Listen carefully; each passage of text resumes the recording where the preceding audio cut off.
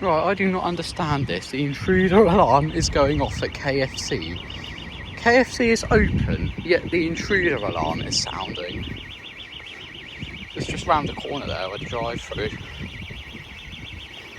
See if I can sit from around here.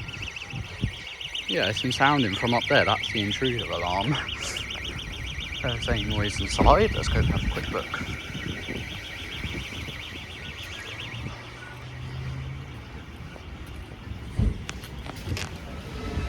No noise in there.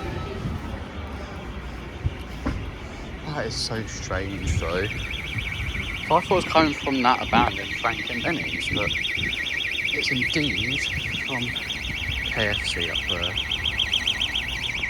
So weird.